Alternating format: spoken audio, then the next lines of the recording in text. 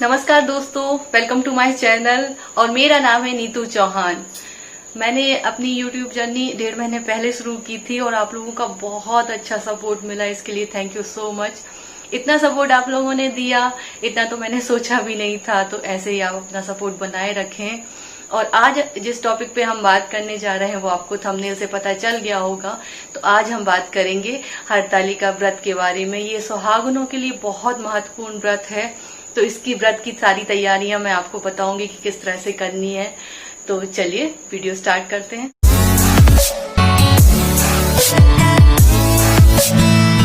तो आज मैंने भगवान की प्रतिमा बनाई है पूजा के लिए। सुहागन की थाली तैयार की है दान करने के लिए और आरती की थाली तैयार की है। तो एक एक करके मैं बताती हूँ कि ये सारी तैयारियां मैंने कैसे की हैं। मैंने गमले से ये काली मिट्टी ली है, इसे मैंने अच्छे से साफ कर लिया है। अब इससे हम गणेश जी, पार्वती जी और शिव जी की प्रतिमा बनाएंगे। मिट्टी से सबसे पहले हम इस तरह से ओवल शेप में 3 गोले बनाएंगे।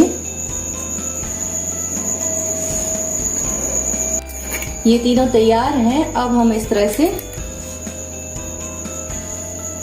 छोटे छोटे गोल बनाएंगे 3। इससे हम चेहरा बनाएंगे प्रतिमा का। इस तरह से इतने छोटे छोटे हमको 3 गोल मिट्टी के बनाने हैं।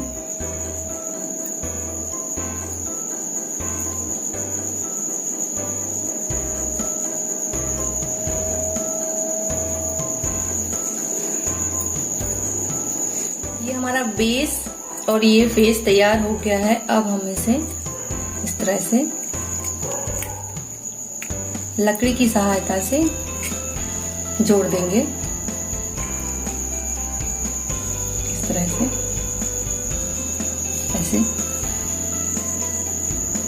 तीनों में इसी तरह से हम जोड़ देंगे। और अब हम इस तरह से गणेश जी की सूंड बनाएंगे। ये लेफ्ट साइड में मूर्ति है तो आप ध्यान रखिएगा। इसे इस तरह से लेफ्ट साइड में ही मोड़ना है। अब ये हम दाल लगा के उनकी आंखें बना देंगे। ये मैंने चने की दाल ली है तो इस तरह से उनकी आंखें बना देंगे। इस तरह से हम तीनों प्रतिमा में आंखें बना देंगे। ये हमारे गणेश जी हैं, ये हमारी गौरा हैं, पार्वती जी और ये शिव जी की प्रतिमा हम बन रहे हैं। ये प्रतिमा हमें घर पे ही बनानी चाहिए। अपने मेहनत से जो प्रतिमा बनाते हैं उसमें आपका भाव जुड़ा रहता है। ईश्वर आपको उसी तरह से फल देते हैं। तो ये प्रतिमा हमें घर में ही आसानी से बन जाती है। सुबह स्नान करके, सुबह हमें मौन स्नान करना होता है। सुबह 5 बजे उठ के मुर्गा बोलने से पहले हमें स्नान कर लेना होता है और उसके बाद हम तैयारी शुरू कर देते हैं पूजा की। और इसी तरह से जैसे हमने सूंड बनाई है हम इनके पैर बना देंगे।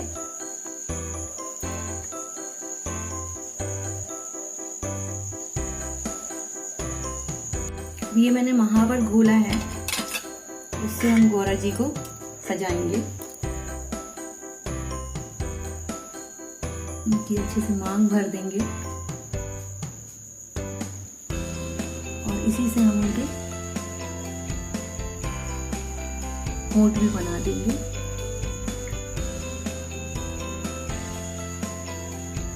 काजल घोला है, इससे उनके हम बाल बना देंगे।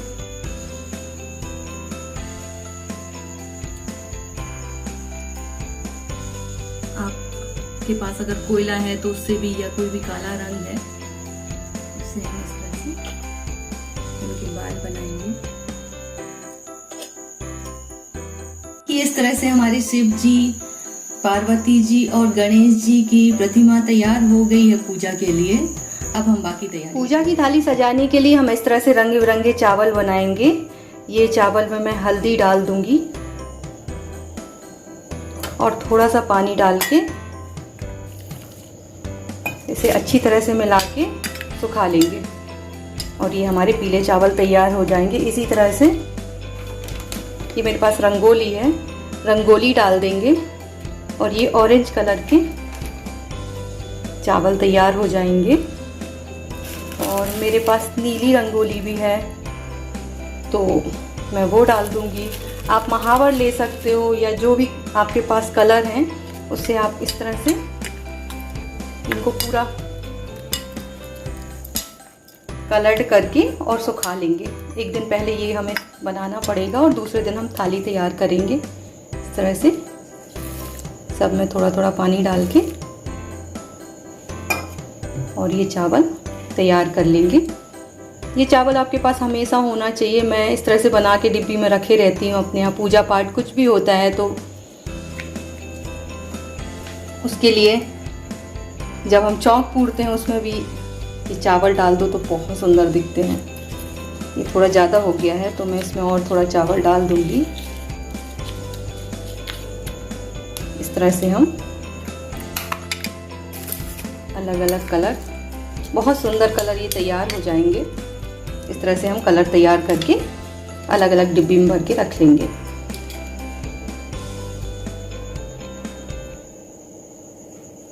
हम आरती की थाली बनाएंगे। उसके लिए देखिए मैंने ये चावल रात में भिगो के रख दिए थे। चावलों में मैंने रंगोली और हल्दी डाल के उन्हें अच्छे तरह से मिक्स कर दिया था और इस तरह से मैंने थालियों में सुखा लिए थे। इसी की मदद से हम बहुत सुंदर सी आरती की थाली तैयार करेंगे। एक प्लेट में इस तरह से चूड़ियां रख लेंगे और उसके बीच में हम ये रंगीन चावल इस तरह से फैला देंगे।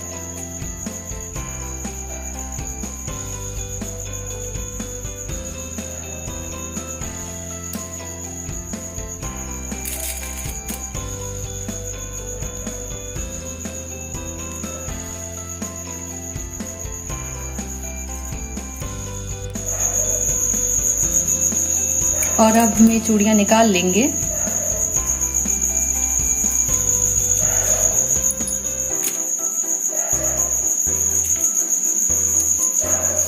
और आउटलाइन बनाएंगे। जैसे हमने नीला रंग लिया है तो हम दूसरे कलर की आउटलाइन बनाएंगे इस तरह से। और इस तरह से हम अच्छी तरह से रंगी बिरंगी आउटलाइन बना देंगे। बचा है उसमें हम ये कलर इस तरह से भर के पूरा भर देंगे थाली को। इस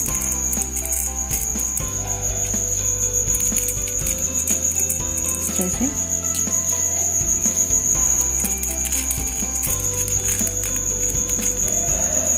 अच्छी तरह से उंगलियों से फैला देंगे। बिल्कुल भी खाली थाली का दिखना नहीं चाहिए।